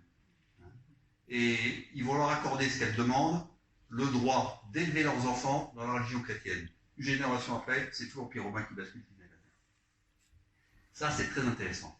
Les martyrs chrétiennes ont payé au prix du sang la liberté de la femme par rapport à l'ordre social de l'Antiquité. Et je crois que c'est très intéressant, on ne le dit jamais, les féministes ne disent jamais ça. Bah oui, évidemment. Malheureusement, d'une certaine façon, l'Empire romain se casse la figure. Et donc, cette liberté de la femme qui était en train d'éclore, va tomber dans le désordre qui va suivre la chute de l'Empire romain, va rester un peu en l'état. C'est-à-dire, ce qui a été accordé par les Romains, le droit de la femme d'élever ses enfants dans la religion de son choix, est respecté. Le choix qui est la religion chrétienne, puisque donc la religion chrétienne se répand partout. Et les choses vont rester à peu près comme ça, jusqu'à ce que dans l'ancien empire celtique, spécialement en France, se produise un autre événement. Au XIe siècle, à la cour de Toulouse, commence à apparaître ce qu'on va appeler l'amour courtois. L'amour courtois va dire plusieurs choses. Il va reprendre entre autres point très important une vieille idée romaine disant il n'existe pas d'amour dans le mariage puisque les conjoints ne se sont pas choisis. La femme, on lui est tuée pour tel mec et puis c'est basta, c'est fait. Donc, elle ne peut pas aimer l'homme qu'on lui a désigné. Pour qu'elle l'aime, il faudrait qu'elle puisse se choisir. Par conséquent, il ne peut exister d'amour que dans l'adultère, ce que les Romains avaient largement utilisé d'ailleurs. Mais l'amour courtois, en même temps, est animé d'un autre idéal, l'idéal de pureté, d'absolu. Donc, il va mettre en œuvre des amours, entre guillemets, adultères, mais sans qu'il y ait d'adultère. C'est-à-dire, c'est des amours impossibles. Des amours impossibles où les personnes se sont effectivement choisies, mais ne peuvent pas s'aimer. C'est toute la beauté des premiers romans d'amour d'amour courtois. Vous savez que l'amour courtois, ça part à la cour de Toulouse au XIe siècle, ça se répand comme une traîne de poudre dans toute la chrétienté, dans toute l'Europe, et puis ce problème-là, quand même, va agiter les esprits. L'Église, bien sûr, va s'en mêler, elle ne peut pas accepter qu'on dise que le mariage n'a pas de valeur, bien évidemment, et au XIIIe siècle, va arriver cette loi de l'Église, un mariage ne peut être valide que s'il y a libre consentement des époux. C'est-à-dire, la liberté de la femme est donc réaffirmée par rapport à la liberté de l'homme dans le mariage. Et c'est à partir de là que vient cette notion de liberté reconnue pour pouvoir être dans l'amour. D'où l'âge d'or après des 13e, 14e, 15e siècle. Parce que sur le 13e siècle, donc, cette loi va être promulguée. Je vous dis ça pourquoi? Parce que cette réflexion des Romains, il ne peut pas exister d'amour parce qu'on ne se choisit pas, parce qu'on n'est pas libre, cette réflexion de tout le monde médiéval au XIe siècle, on ne peut pas aimer quelqu'un qu'on n'a pas choisi, il n'y a pas d'amour avec les esclaves, quoi. Il faut être libre pour s'aimer, il faut pouvoir choisir, effectivement. Amour et liberté sont indissociables. Je pense que c'est pour ça que nous sommes libres, parce que nous sommes des êtres d'amour et qu'il faut pouvoir choisir l'amour. Or, dans un couple, les conjoints doivent s'aimer au quotidien. Ils doivent rester libres au quotidien l'un par rapport à l'autre. Donc il ne peut pas y en avoir un qui asservisse l'autre à son autorité. Il ne peut pas y avoir beaucoup d'autorité de l'homme sur la femme dans le sein du couple. Il y a une autorité au sein de la famille. La famille est une structure hiérarchique, mais pas le couple. Et alors, je vous dis ça parce que très fréquemment, la phrase de saint Paul, « Femmes, soyez soumises à vos maris », a été complètement interprétée dans le sens d'une autorité. C'est un contresens complet. Pour ça, c'est au moment des questions, si vous voulez, je n'ai pas le temps de le développer tout de suite. Mais il ne peut pas y avoir d'autorité de l'un sur l'autre au sein d'un couple. Qu'est-ce qui va créer l'harmonie alors? Puisque je vous dis que c'est l'autorité qui crée l'harmonie dans un couple humain. Qu'est-ce qui va créer l'harmonie au sein du couple? Eh bien, c'est l'amour. Parce qu'ils s'aiment, ils vont se mettre en harmonie tous les deux, l'un avec l'autre, librement. Et c'est possible dans le couple. Pourquoi? Parce que le couple, normalement, c'est lieu de l'amour inconditionnel. Si on est dans un amour inconditionnel, forcément, on va être dans une harmonie avec l'autre. En tout cas, c'est l'objectif. Et donc, la règle du couple, ce qui va créer l'harmonie du couple, c'est le désir des conjoints de s'accorder. C'est l'accordage du couple. J'ai 1h30 de conférence sur l'accordage, je ne vous la fais pas ce soir. C'est très important, l'accordage des conjoints, parce qu'on voit que c'est la condition de leur liberté.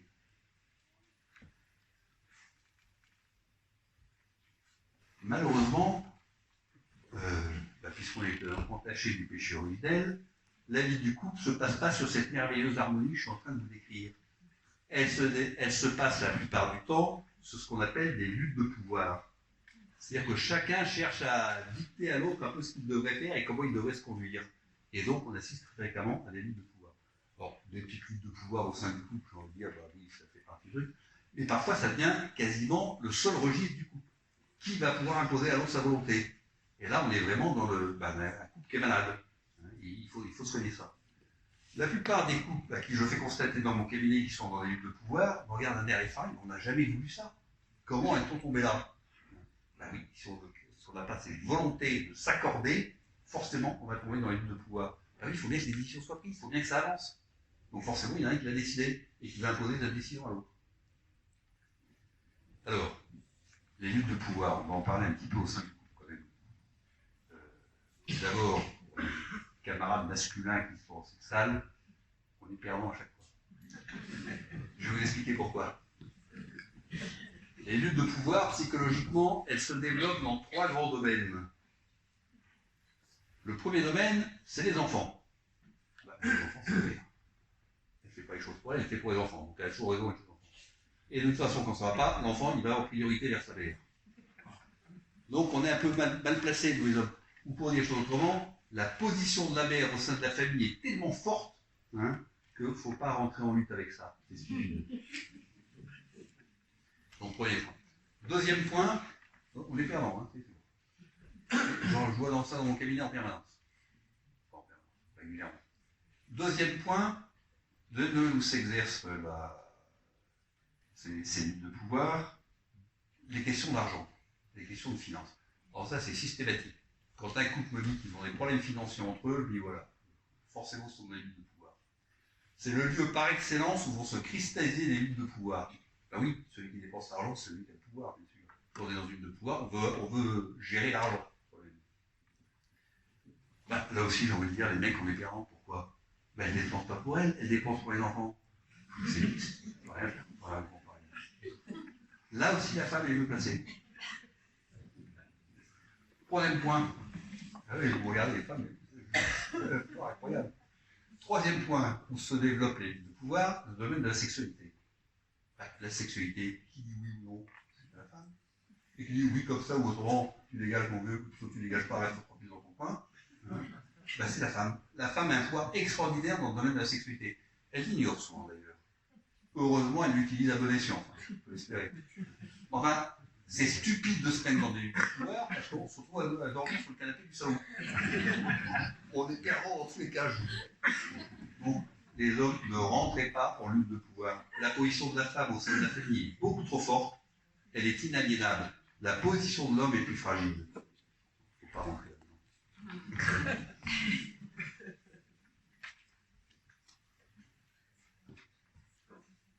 Petit cas clinique là-dessus.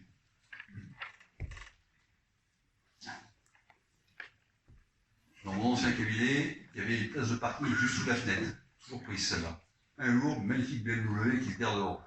Je pense celui-là, et rentre dans mon cabinet, espèce de golden boy, qui me parle de son dernier pute au golf. Je ne sais pas au golf, je ne sais pas ce que ça veut dire ce truc-là. Le type tout bronzé, très à l'aise, etc., qui me tape sur le ventre comme si on était copains, qu'on se revoit depuis toujours. Et bon, qui s'installe. Et derrière lui, dans son sillage, une petite bonne femme qui arrive toute discrète. Ces personnes qui s'excusent presque de respirer de la mer que vous, qui s'excusent d'exister, qui essayent d'associer le plus petit possible. Bon, une fois les effusions du mari terminées, je m'adresse à la dame, c'est avec elle j'ai appris 2 jours. Je me dis, mais pourquoi que je vous vois là, qu'est-ce qui se passe? Et là, elle commence à expliquer. Ah, mais mon mari est une terreur, vous n'imaginez pas. Un autoritarisme incroyable, c'est insupportable. Enfin bref, j'ai un dictateur impossible, sans à un tel point que dans ces crises, je réunis mes enfants sur mon lit et on se calfote dans la chambre en se fermant à clé. Et les enfants, ils ont quand même 15 ans pour le garçon, 17 pour la fille, je crois. Bon. Et très bien. Elle me écrit un tas de scènes comme ça où ça va pas. Bien évidemment, des questions d'argent entre eux. Lui dort sur le canapé du salon depuis plusieurs mois. C'est elle qui me le dit d'ailleurs tout de suite d'entrée de jeu. Et quand j'approfondis un petit peu les choses, de quoi je m'aperçois? Ils sont effectivement en lutte de pouvoir tous les deux. Qui se cristallisent sur quoi? Les questions d'argent, l'éducation des enfants et la sexualité, bien sûr. Il a complètement perdu. C'est pour ça qu'il est en colère, cet homme. Il a l'impression d'être complètement marginé dans sa famille. Alors, il s'imagine qu'en piquant des crises, il va retrouver une place. Alors oui, il a l'impression de retrouver un peu de pouvoir au moment de ces crises, sauf que sa place, il ne fait que s'éjecter davantage de la famille. Et finalement, cette petite bonne femme, la toute discrète, qui semblait s'excuser de vivre, c'est elle qui tient toute la famille, c'est elle qui a pris le pouvoir. Et je vous dis ça parce que c'est parfois sournois ces luttes de pouvoir. Je n'imaginais pas quand ils sont rentrés, c'était elle qui avait le pouvoir. Un pouvoir incroyable. On a résolu ça, hein, très simplement.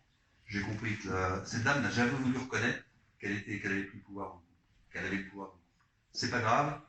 J'ai travaillé de cet homme, j'ai travaillé avec ses enfants. Je lui ai appris à renouer une relation avec ses enfants, une vraie relation avec ses enfants. C'est-à-dire à retrouver sa paternité, à pouvoir réexercer une paternité auprès de ses enfants. À partir de là, forcément, ça a injecté la mère. Les enfants, ils avaient un père, ils n'avaient plus que la mère en face d'eux. Donc la mère a dû se reculer. Et voyant que ses enfants se retrouvaient vers leur père, la mère s'est retournée vers son mari aussi. Et c'est comme ça que le couple a pu se restaurer.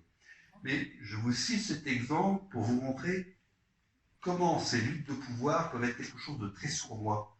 Quand je leur ai dit qu'ils étaient en lutte de pouvoir, ils n'ont pas compris. Et la femme n'a jamais voulu le reconnaître. Pourtant, c'était ça. Vous voyez, c'est donc sournois, ces luttes de pouvoir. Et je vous dis, la plupart du temps, moi, je voulais me perdre. C'est donc quelque chose qu'aucun des deux n'a voulu et qui s'installe insidieusement si on ne s'accorde pas. Et où celui qui apparaît le plus faible peut être en fait le plus fort. Et c'est un phénomène qui s'auto-entretient. Vous comprenez que les connards, ce monsieur, ne faisait qu'entretenir son élection de la famille, et donc entretenait le pouvoir de la mère.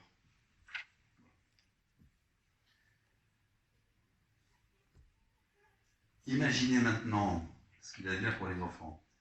Des enfants où les deux parents sont en harmonie. Au contraire, des parents où, quand les parents sont en lutte de pouvoir. Imaginez dans quelle ambiance l'enfant va se déployer. C'est l'éducation, il y a deux choses dans l'éducation d'un enfant. Il y a ce qu'on lui apprend, ne pas plus doigt dans le nez, tiens cogner à table, tu vas boire à dame, etc. Et puis il y a l'atmosphère dont il s'imprègne. Ce qui se passe entre les parents, c'est ce qui va imprégner l'enfant. Et donc il y a deux types d'éducation. Une éducation explicite, qu'on dit à l'enfant, et puis une éducation par imprégnation. Cette éducation par imprégnation, elle dure toute la vie. Ce que vous faites quand vous êtes arrière-grand-père, ça imprègne toute la famille. Le nombre de personnes qui me disent dans mon cabinet, c'est incroyable ce que mon père a changé depuis il a 80 ans, il est devenu gentil, il est devenu doux, c'est magnifique, etc. Mais ça les imprègne. Et eux-mêmes sont convaincus que c'est ce qu'il faut qu'ils fassent. Il y a cette éducation par l'imprégnation, qui n'est pas du tout explicite, nous imprègne en permanence. Par conséquent, si les parents sont en lutte de pouvoir l'un avec l'autre, vous voyez de quoi va s'imprégner l'enfant. Si au contraire ils sont en harmonie l'un avec l'autre, vous voyez comment l'enfant va s'imprégner. Avant le Covid, j'avais fait une conférence ici, qui s'intitulait « Le triangle père-mère-enfant ». Pour ceux qui étaient là, on avait distingué deux grandes notions. Quand un couple est en harmonie, les deux membres du couple sont en alliance, ils vont créer une alliance avec l'enfant. C'est-à-dire le triangle père-mère-enfant va être un triangle d'alliance. Et là, vous avez un développement de l'enfant qui est très harmonieux. Et je vous ai dit d'ailleurs, à partir de 10 mois, 12 mois, tous les enfants sont capables de réagir à l'alliance. C'est-à-dire à un contact à trois en même temps. Et je dis, l'autre version, c'est la coalition. Quand le couple parental ne s'entend pas, l'enfant va se mettre dans une coalition. Ben oui, on est à trois, on va se mettre à 2 contre 1. Et la plupart du temps, c'est l'enfant qui choisit avec qui il est. Donc cette lutte de pouvoir ont quelque chose de ravageur vis-à-vis de l'enfant. Parce que si les parents sont en lutte de pouvoir, l'enfant va se mettre en coalition. Ils se mettent avec l'un contre l'autre. Et généralement, c'est lui qui décide avec qui il se met. C'est effarant de donner un tel pouvoir à un enfant. Et imaginez comment il va se développer s'il apprend la coalition en permanence.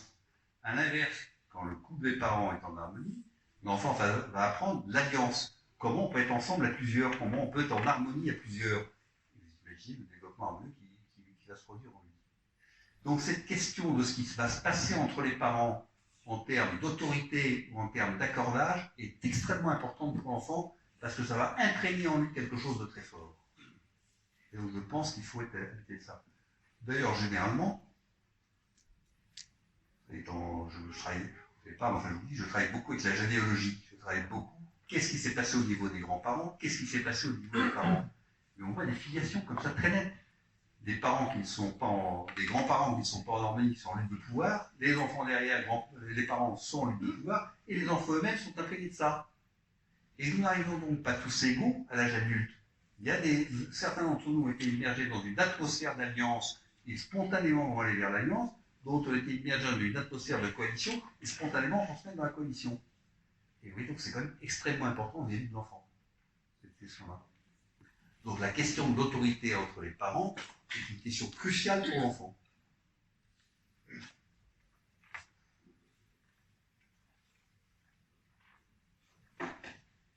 J'ai une seule exception à vous dire là-dessus, où un jour un homme a pris une décision tout seul dans son couple. C'est un couple qui avait du mal à avoir des enfants, ils avaient commencé à faire donc, un tas de parcours médical extrêmement éprouvant pour la femme. Et au bout d'un moment, la femme était complètement, c'est plus tout, elle était complètement paumée, elle ne sait plus si elle voulait continuer sous la etc. Et le mari seul a pris une décision, on arrête. On arrête, c'est fini, ça te met dans un trouble d'état. Et donc, il a pris une décision seul. Quelque temps après, sa femme s'est rétablie, s'est heureux, il lui dit, ben voilà, j'ai pris cette décision pour telle et telle raison, maintenant voilà, je te soumets cette décision, qu'est-ce que tu en penses? Est-ce qu'on continue comme ça? Est-ce que tu veux qu'on revienne? C'est-à-dire que cet homme avait fait un acte d'autorité nécessaire parce que sa femme n'avait plus la liberté de le poser, mais une fois que sa femme s'est restaurée, il est revenu très simplement lui dire, ben voilà, on doit décider à deux, on doit s'accorder tous les deux maintenant, que veux-tu? Et finalement la femme lui dit, gros, ce que ça avait fait son mari était bien, ils ont continué comme ça. Et donc c'est le seul cas que je connaisse où un des membres du couple a pris une décision seule, et où ça s'est bien passé après, mais ça s'est bien passé parce qu'après il est venu resoumettre sa décision. La plupart du temps, qu'est-ce qui se passe quand une décision est prise seule par un couple? Ben, l'autre membre du couple va vous faire payer jusqu'à la fin de votre vie. Parce que ça lui reste en travers de la gorge, il n'a pas eu l'occasion de vous faire sentir que là vous l'avez bien eu, et lui va essayer de vous faire payer. Et là, vous avez des choses terribles qui se passent. Donc ces phénomènes décisionnels au sein du couple, c'est important. Le couple, c'est le lieu de l'amour inconditionnel, c'est donc le lieu de l'harmonie. On doit absolument s'accorder quand on fait quelque chose. Autrement, vous n'imaginez pas la chaîne de dégâts qui s'engraine derrière. Si vous imaginez ce que je vais vous expliquer.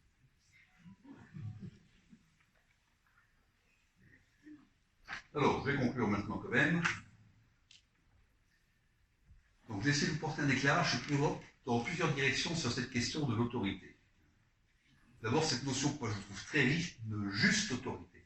Chacun de nous doit réfléchir à la juste autorité qu'il doit exercer.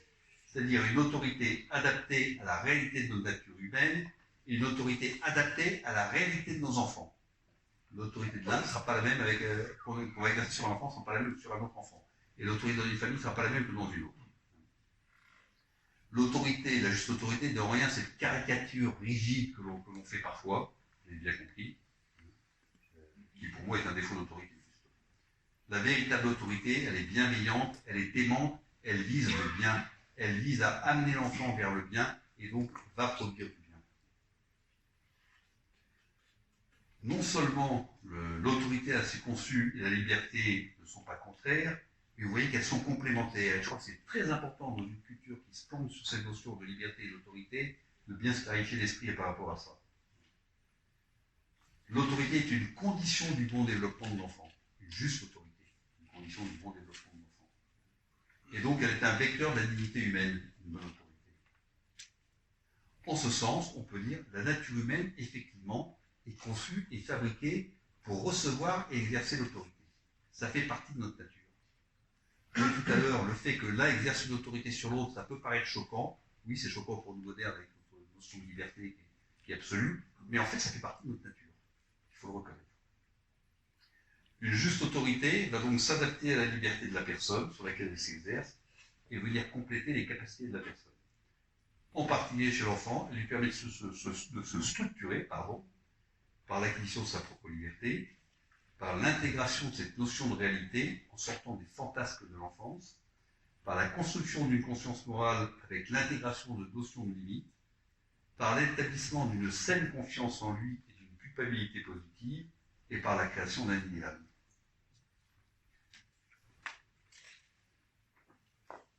Et par l'incitation à progresser et à grandir, mais vous l'avez compris. Compte tenu que la liberté des époux est la condition de leur amour, la vie commune ne peut pas être régie entre eux par l'autorité de l'un sur l'autre, et par un accordage de pensée et d'émotion, parce qu'ils vont se mettre en harmonie l'un avec l'autre. À mon point de vue, c'est une exclusivité de la vie conjugale, c'est à ma connaissance le seul organisme humain qui puisse vivre comme ça, et c'est le seul parce que c'est le lieu de l'amour inconditionnel dans le monde. C'est une exigence coûteuse, en revanche, c'est vrai. C'est une exigence coûteuse, jamais atteinte à la perfection. C'est un cheminement sur lequel le couple doit avancer et doit petit à petit progresser, mais on n'est jamais dans la perfection dedans, bien sûr. La réalisation de cet accordage, c'est une difficulté conjugale, ça se construit pas à pas. Difficulté qui, je pense, à notre époque, est renforcée par les idées révolutionnaires, en particulier les idées féministes, qui tendent à justifier au contraire toutes les luttes de pouvoir au sein du couple. Voilà à peu près ce que je voulais vous dire sur l'autorité. Et bien écoutez, maintenant, je suis prêt à répondre aux questions, s'il y en a.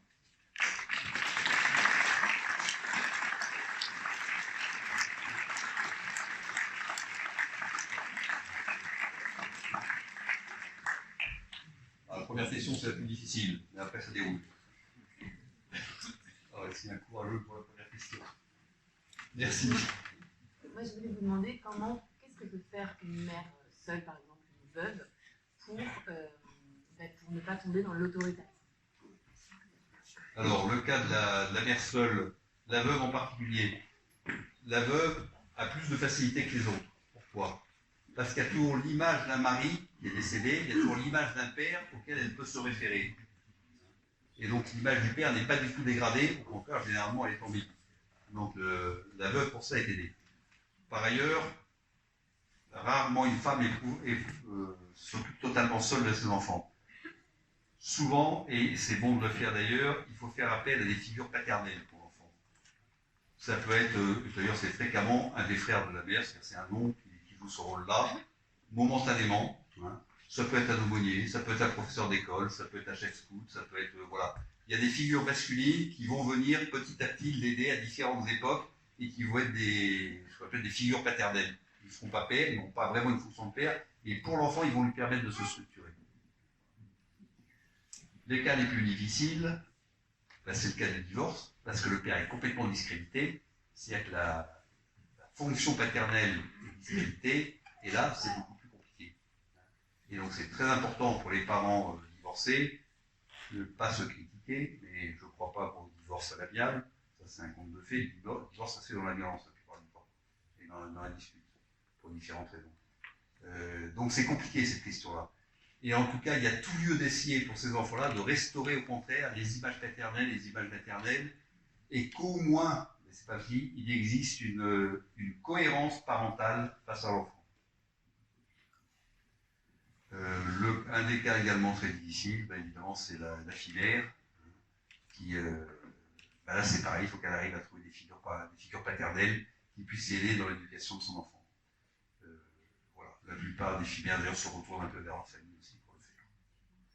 C'est-à-dire qu'en fait, pour moi, il est indispensable qu'il y ait des figures masculines auprès des enfants. Parce que le père ou la figure masculine symbolise un tas de choses différentes de la mère, et l'enfant a besoin de cette symbolique pour se développer. Donc il faut les trouver quand on les a. Ça répond à la question.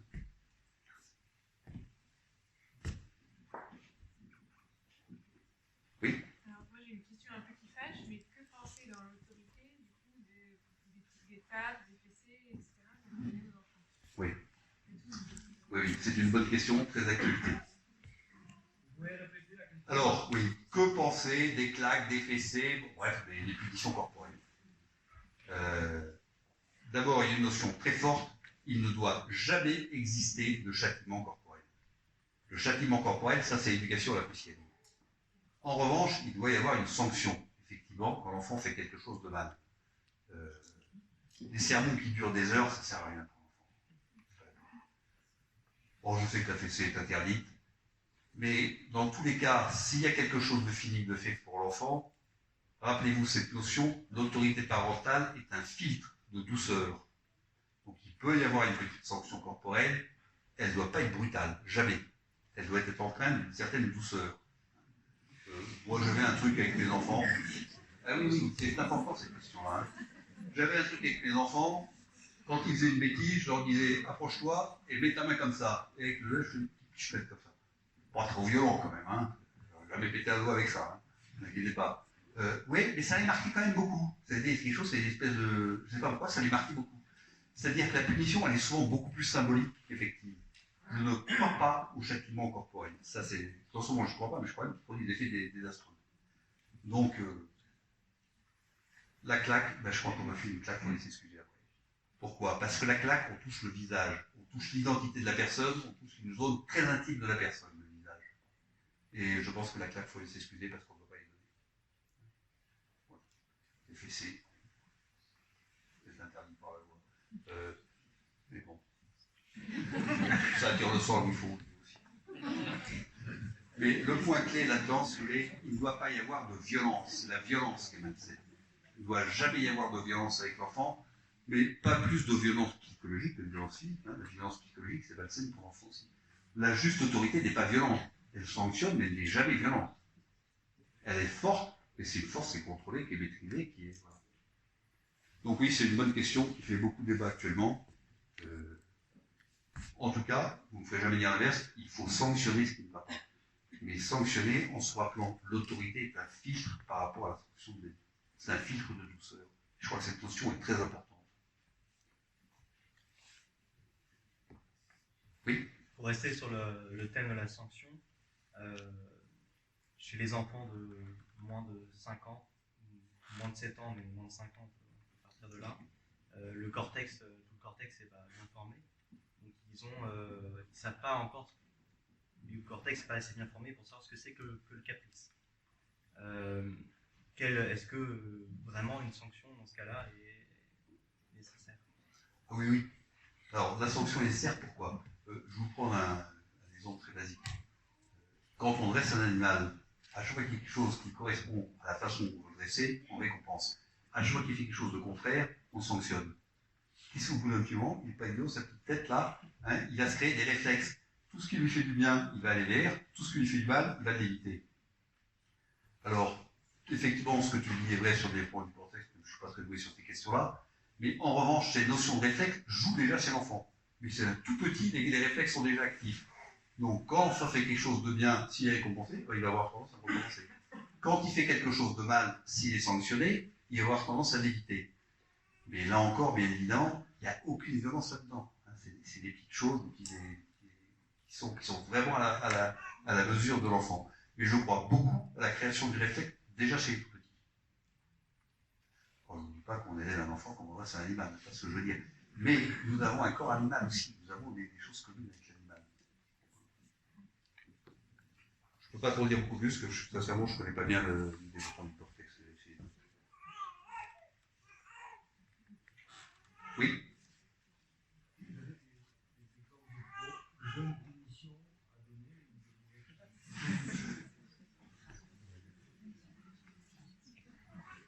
Mais c'est très compliqué votre question parce que ça va dépendre énormément de l'âge, ça va dépendre de la personnalité de l'enfant, ça va dépendre de tas de choses. On ne va pas punir un gamin de 7 ans qu'on va punir un adolescent de 15 ans. D'abord, la bonne punition, elle doit être immédiate. C'est pas 15 jours après qu'on punit, ça n'a pas de sens. La bonne punition, elle doit être immédiate parce qu'elle doit provoquer un réflexe, elle doit suivre l'acte. Donc ça, c'est une chose. La bonne punition, j'ai que des généralités à vous dire, elle doit être, je vous dis, elle doit être filtrée par rapport aux sanctions de la vie. Elle est pas forte. Un enfant de 15 ans, par exemple, on va essayer de jouer sur sa liberté. T'as pas été capable de faire ça, tu comprends que tu mérites d'être sanctionné. Donc, je sais pas quoi, ce week-end, pas de cinéma, par exemple, on sait rien. Mais c'est pas dans 3 mois que tu feras ci ou ça. C'est le plus, faut que ça soit relativement rapproché. Un tout petit, la sanction, c'est dans la minute qui suit. La punition, elle doit être dans la minute qui suit, parce qu'autrement, c'est fini. Il ne comprend pas pourquoi on va le punir, c'est passé, c'est plus présent dans son esprit. Donc, votre question est hyper délicate, parce que ça va dépendre de la personnalité de l'enfant, ça va dépendre de son âge, ça va dépendre d'un certain nombre de choses. Donc, je n'ai que des généralités. Je vous dis ce que j'ai fait avec mon enfant. Je sur le doigt. Oui, mais ça l'est marqué. Je me souviens très bien que ça l'est marqué. Sincèrement, en termes de toucher physique, c'est lambda, quoi. C'est complètement anodin. Mais ça suffit. Donc la punition, elle est souvent très symbolique. Et ça suffit. Par contre, je n'ai pas beaucoup d'éléments plus précis à vous donner. Oui.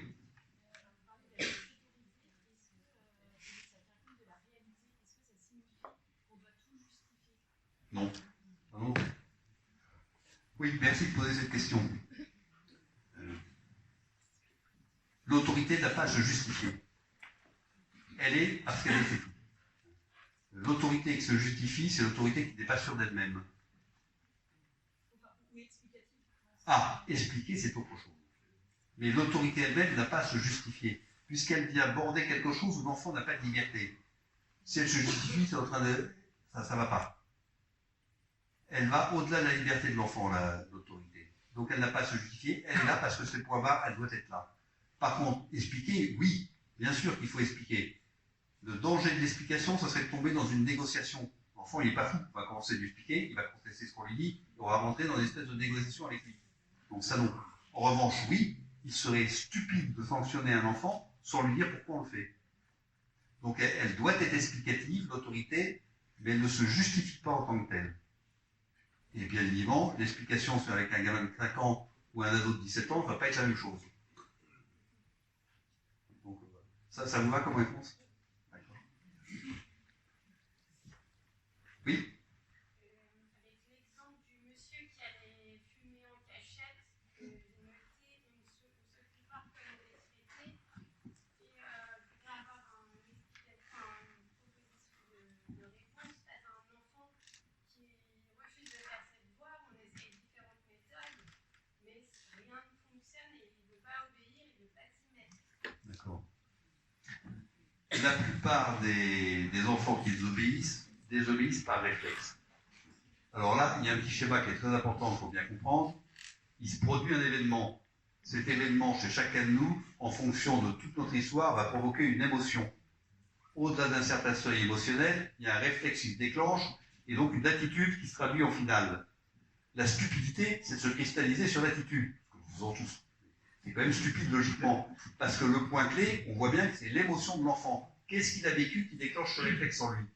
Donc un enfant qui systématiquement ne veut pas faire ses devoirs, c'est qu'il y a une émotion derrière, et c'est cette émotion qu'il faut aller comprendre. Alors ça, c'est un beau travail, effectivement, mais c'est-à-dire qu'il va falloir parler avec lui, il va falloir le comprendre. Qu'est-ce qui se passe en lui? Quand on a compris ce qui se passe en lui, une émotion comprise, c'est une émotion qui se délite. Une fois qu'elle se délite, elle n'enclenche plus le réflexe. Donc la meilleure façon de traiter ce genre de choses, c'est d'aller comprendre qu'est-ce qui se passe chez cet enfant en termes émotionnels. 80%, je dis 80%, c'est peut-être 95%, j'en sais rien. 80% de nos comportements sont liés à ce phénomène.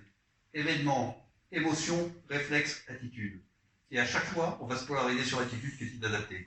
Et à chaque fois, nous avons une faute de logique. Si on veut corriger les choses, il faut revenir sur l'émotion que ça engendre. Spécialement un enfant, la vie émotionnelle d'un enfant, elle est extrêmement importante. Il ne réfléchit pas, il a ses comportements, il agit par réflexe. Et donc je crois que c'est très important d'aller comprendre l'émotion qui est derrière. C'est le syndrome du petit enfant qui n'écoute pas en classe.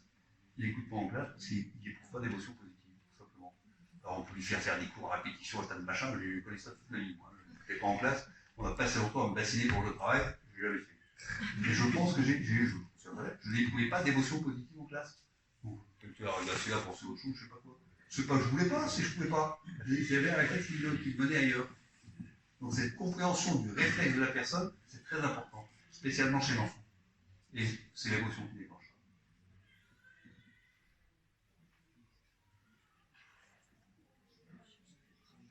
Oui, bah écoutez, merci de votre attention.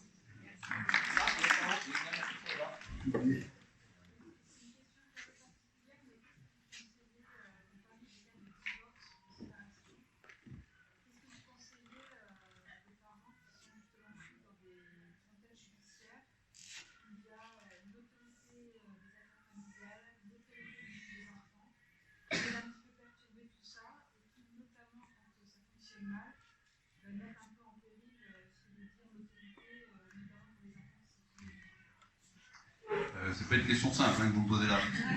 C'est pas une question simple parce que. Oui, elle est fréquente, malheureusement, je sais bien. Parfois où c'est la justice qui doit trancher le débat, c'est qu'effectivement, on n'est pas dans l'harmonie entre les parents, hein, c'est manifestement. Donc c'est compliqué. Ça m'arrive effectivement dans mon cabinet hein, d'avoir des personnes qui viennent me voir. C'est pas que les parents, ça peut être une situation qui est provoquée malheureusement et qui impose une décision d'urgence. Et après, quand la justice s'en mêle, malheureusement, on est dépendant de la temporalité de la justice. D'accord, décision d'urgence, parce qu'à ce moment-là, il y a un problème social derrière. Voilà, d'accord. Je ne sais pas si ça va répondre à votre question. Quand j'étais militaire, j'ai eu sous mes ordres un fils de Mesrine. Je ne sais pas si vous connaissez ce gars-là. C'est un grand bandit public, une ordure incroyable, qui a fini par se faire descendre par des gendarmes sur la place de l'Étoile. Et la mère de cet enfant, pareil, 12 ans de prison. Donc cet enfant a été éduqué par l'assistance publique. Et il s'est retrouvé sous les ordres.